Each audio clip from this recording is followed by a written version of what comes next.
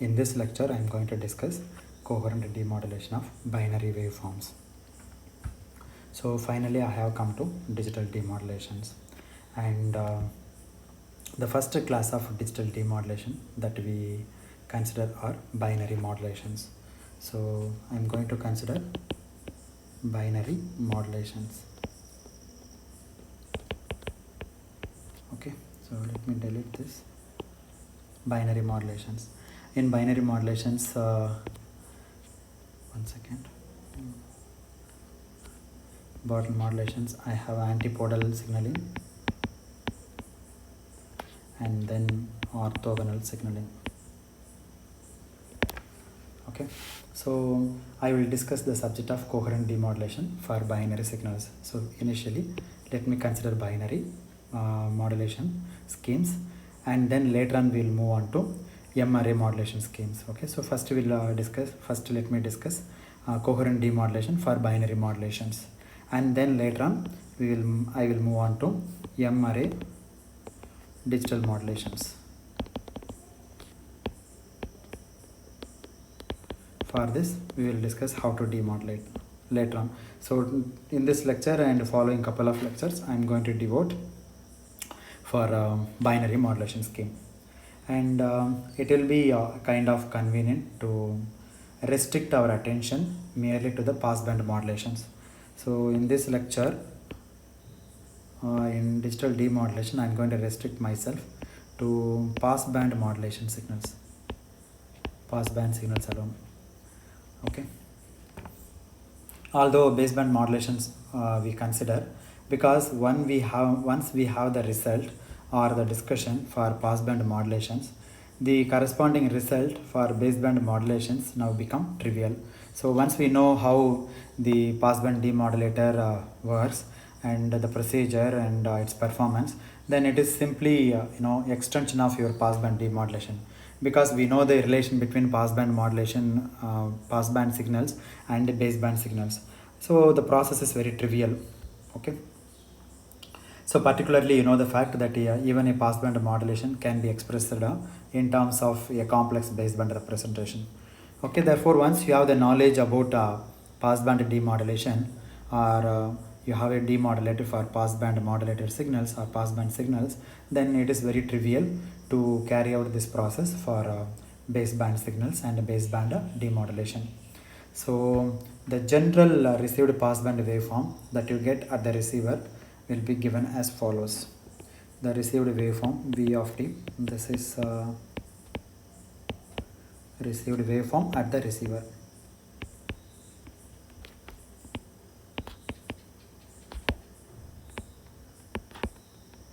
Okay, now this V of t is given by the real part VR of t, which is modulating the cosine component, minus V sub I of t. I'm sorry, I missed one point here. There is a phase shift, some theta, minus V sub I of t times sine of 2 pi f naught t plus some phase shift theta. So you have a transmitted pulse, let's say S of t, and this transmitted pulse is contaminated by the noise N of t, and this is what you are receiving. And this S of t is a passband pulse, transmitted passband pulse, and the noise also in passband pulse, in passband, and this also passband. So everything is passband here. So the passband pulse, now one can ask, what is the difference between the transmitted pulse and the receiver pulse? I have been talking about the received signal, which contains both the transmitted signal plus noise. See, here the noise also adds with the transmitted signal. But since we are assuming that everything is around some frequency f naught. So if you look at this expression, everything is around some frequency f naught. Even the noise can be represented in the same quadrature form, like n of t is equal to n sub r of t times cosine of 2 pi f naught t right? And minus n sub I of t times sine of 2 pi f naught t plus theta in the receiver section. You can put some phase angle theta, phase angle like this.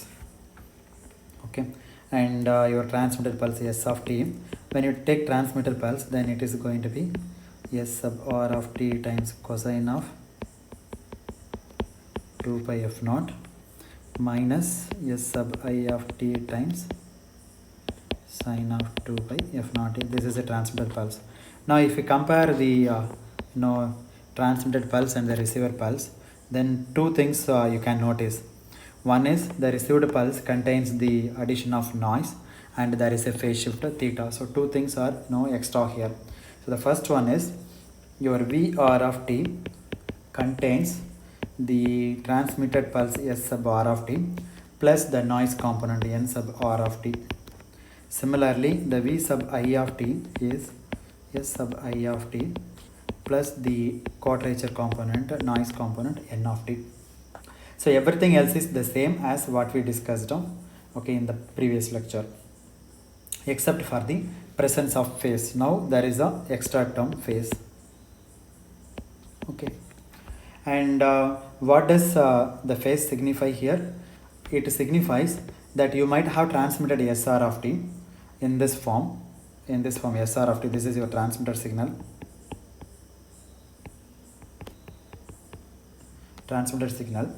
Okay, but what you will receive is the say transmitted signal plus some phase shift. The carrier will have undergone some phase shift because the transmitter and the receiver are physically separated, so therefore there is some phase shift. Now the received signal S of t can be represented in some other form also, like envelope and phase shift form. So let me call this is equation number 1 and this one 2 and this is 3. Let me say this is 4 and this is 5.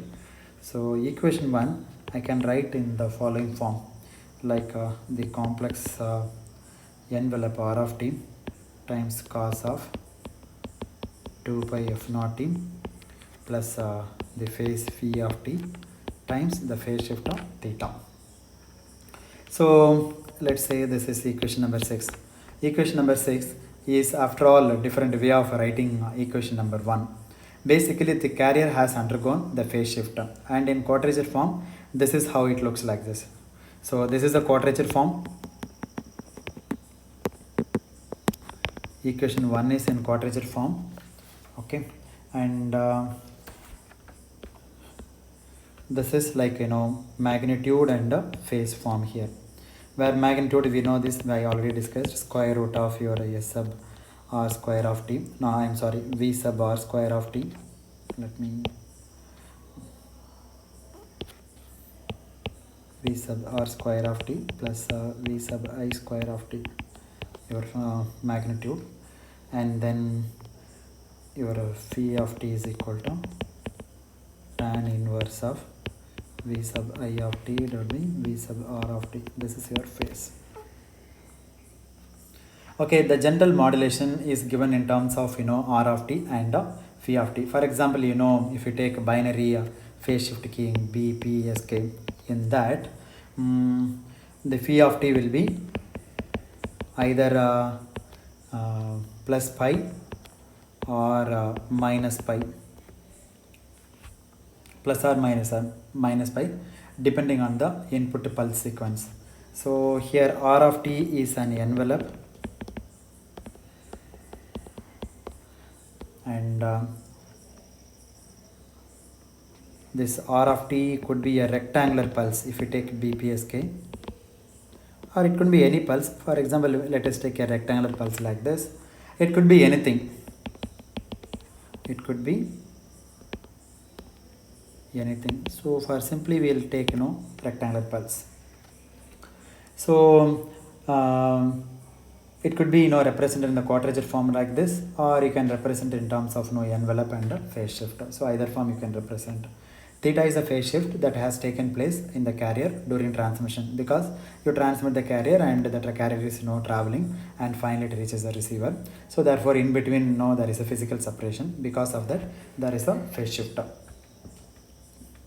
Now one can ask a question. So that question is, will the noise component n of t affect r of t and phi of t? That is naturally one can ask.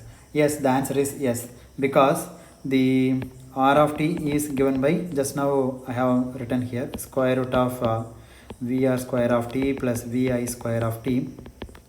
Okay, in this vr square of t I can write the transmitted pulse as r of t plus n sub r of t whole square plus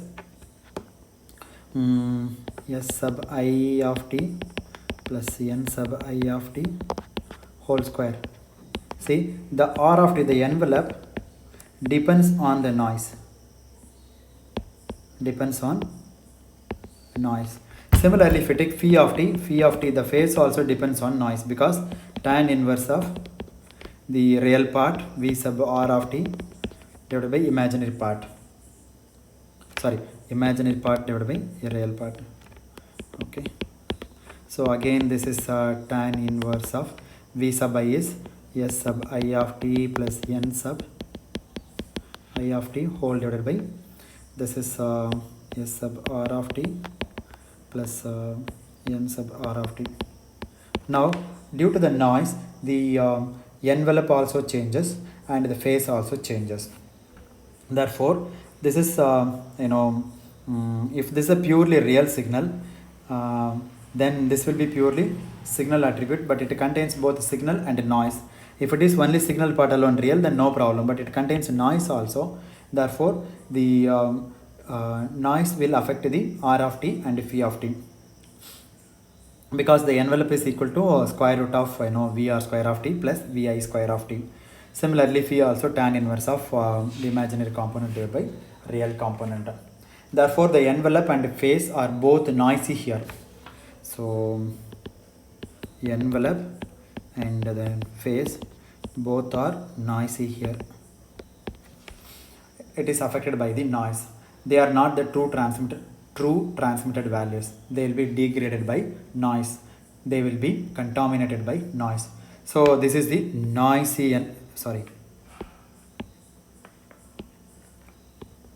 this is the noisy envelope, and this one is noisy phase because of the noise. So in compact form you write r of t times cosine of this. I already discussed in one of the lecture how to write in this form. You can refer back. The noisy phase and phase shift, this occurs because of the physical separation of the transmitter and the receiver, of the transmitter and the receiver. This occurs between imaginary component and the real component.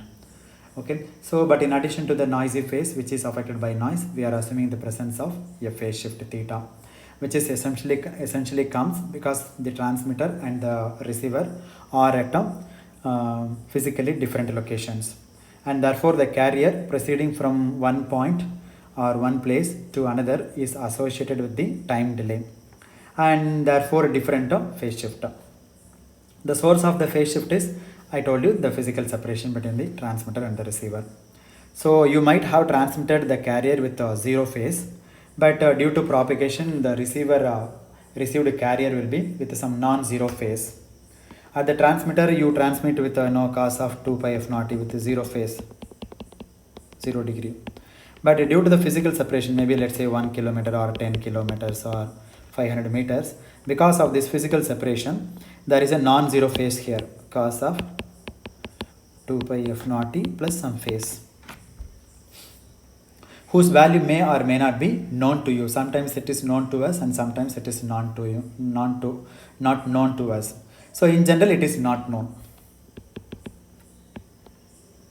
In general it is not known to us.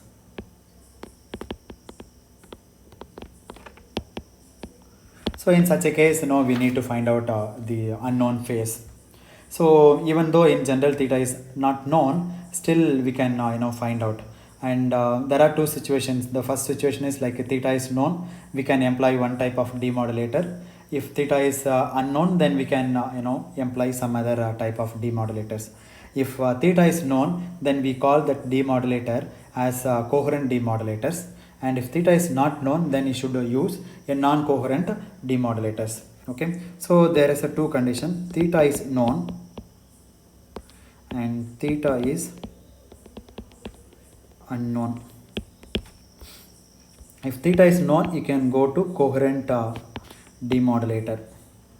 We will discuss at length about coherent demodulator. Okay, and the non-coherent modulator also we will discuss at length in the following lectures. Non-coherent demodulator. So at length we will discuss in the following lecture.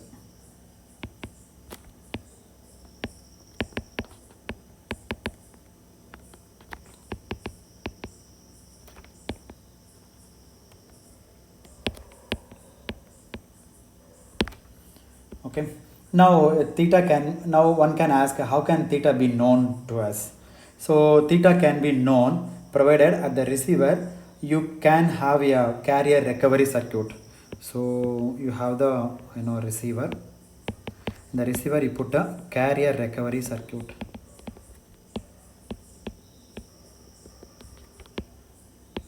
Or sometimes people called phase estimation circuit. So it will give you the phase of the carrier.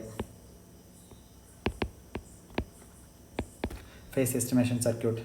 So if you have a carrier recovery circuit whose purpose is to find out the phase of the incoming carrier. See, the carrier is coming here and you have to find out what is the phase of the carrier, incoming carrier. Then you can assume it to be known, and you can go for coherent receiver. Even though the carrier is not known to us, you employ a carrier recovery circuit that will give you the phase of the carrier, and by knowing the carrier, then you can employ the coherent demodulation. Okay, so now I want to explain the term coherent demodulation. So I think we are familiar about this term like in analog communication in the previous semester.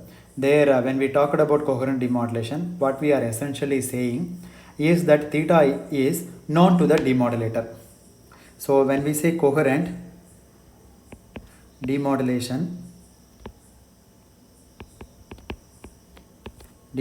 it means theta is known to the receiver. That is the meaning of this, known to the receiver. That's it. Now coherent demodulator means theta known to the demodulator. So now how can it be known? As I said, maybe a carrier recovery circuit. Carrier recovery is a separate task which I will not discuss at the moment. But when we talked about coherent demodulation, it is therefore implied that we have a carrier recovery circuit, or sometimes people called a synchronization circuit.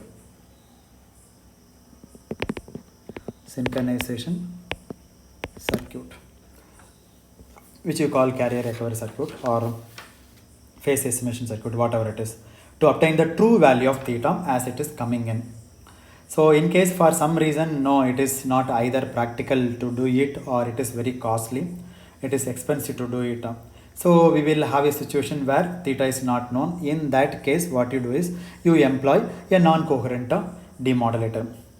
Okay, suppose we have a situation where we cannot make a carrier circuit work properly. Therefore, it is not practical in that situation to find out the value of theta, because our carrier recovery circuit will not work properly. So it may turn out that we will want a very cheap implementation of the receiver. So in which we don't want to do a phase estimation, which is an extra job actually. So phase estimation circuit, you need to spend a little more money for that. It is extra thing. So sometimes you want to implement a cheap receiver. In that case, you don't want to go for coherent receiver. You'll go for non-coherent receiver. Okay, so In that case, we will go for non-coherent demodulations. Non-coherent demodulations. Therefore, whenever the theta is not known to the receiver, then we will call that type of demodulator as non-coherent demodulators. So we are all familiar with these terms now. So nothing new for us. So coherent means carrier phase is known to the demodulator. Non-coherent means carrier phase is unknown to the demodulator. Okay, so now theta is known because at the moment I am discussing coherent demodulation and coherent demodulation for binary modulating waveforms. Okay, so let me go back to the title. Yeah, coherent demodulation. So now I am talking about the coherent demodulators. So for the time being, let me assume theta is known to me, known to us. So in digital communication, except for a very few special cases, most of the time we will be talking about coherent demodulations. There will be a few situations like frequency shift keying. It employs orthogonal waveforms. As I said, orthogonal waveforms. As I said, for 0 you use one waveform, and for bit 1 you use another waveform, and these two waveforms are orthogonal. So in that situation, the information is not in the phase. Look at here. In this, the information is not in the phase.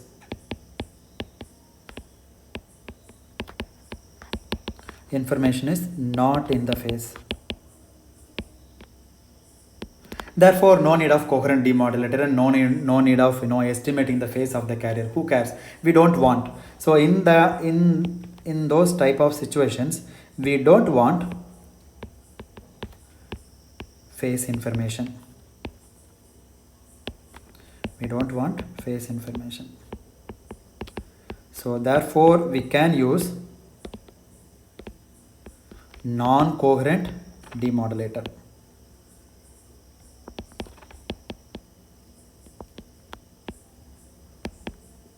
Non-coherent demodulators. But in the case of like a PSK, binary phase shift keying, or any phase shift keying, or on-off keying, okay, these two are the best example of binary antipodal signaling, where the information in the phase, especially in BPSK, information is in phase.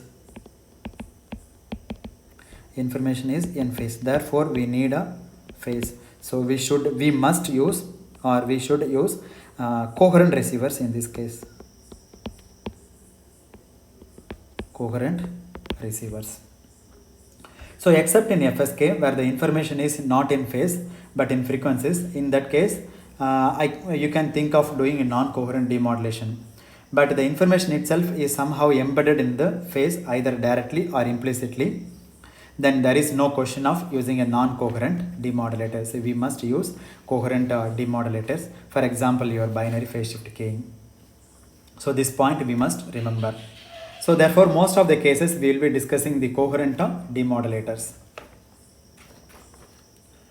When theta is known, we can write the received signal in the complex form as follows.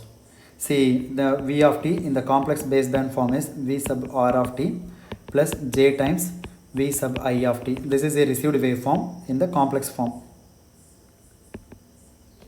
Complex form, received waveform.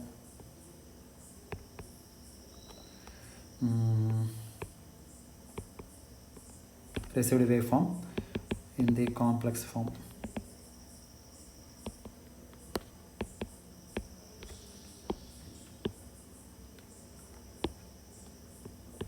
Complex form.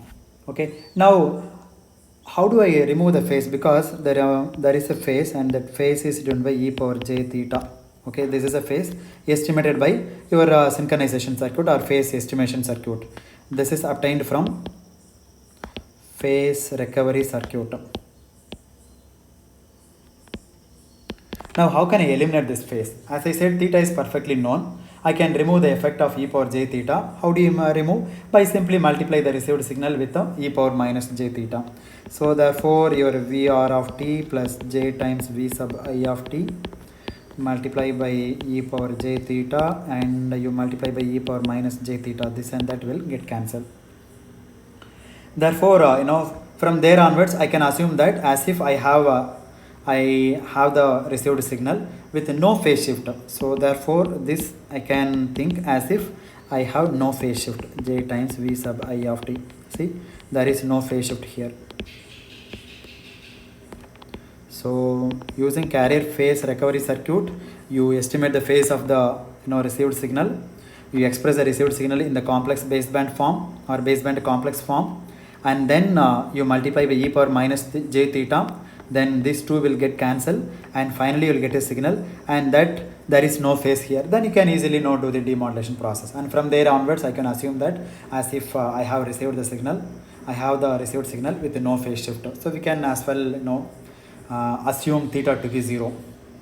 So if I have a coherent demodulator based on the fact that I have a carrier circuit, then what basically I do is from a carrier circuit I estimate the phase theta and then use the estimated phase and multiply V of t by e power minus j theta so as to remove the effect of the phase shift theta.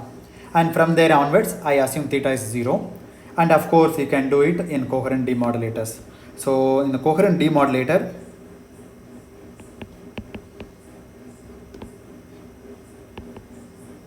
the first part is estimate the carrier,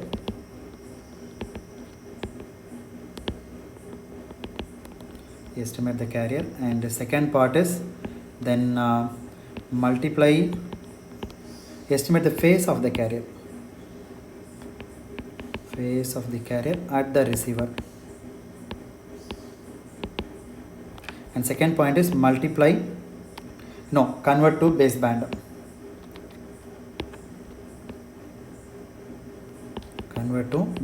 Form.